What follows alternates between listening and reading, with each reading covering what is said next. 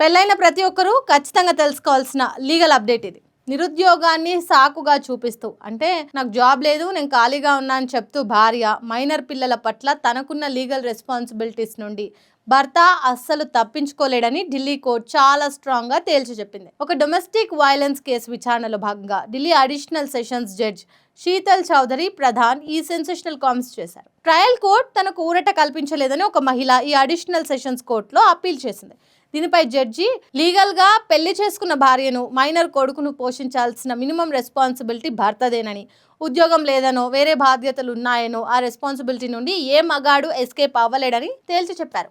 అంతేకాదు, ఫిజికల్ గా స్ట్రాంగ్ గా ఉండి పని చేసే క్యాపబిలిటీ, స్టామినా ఉన్న ప్రతి తండ్రి తన కొడుకు బాధ్యతలు చూసుకోవాల్సిందేనని స్పష్టం చేసింది. అతని కొడుకు మేజర్ అయ్యేంత వరకు తండ్రిగా నెలకు 6,000 ఖచ్చితంగా చెల్లించాలని కోర్టు ఆర్డర్ వేసింది. నిజానికి ఆ భార్య ఆరోపణల ప్రకారం 2013లో మ్యారేజ్ అయినప్పటి నుండి ఆమెను వరకట్నం కోసం వేధించారట.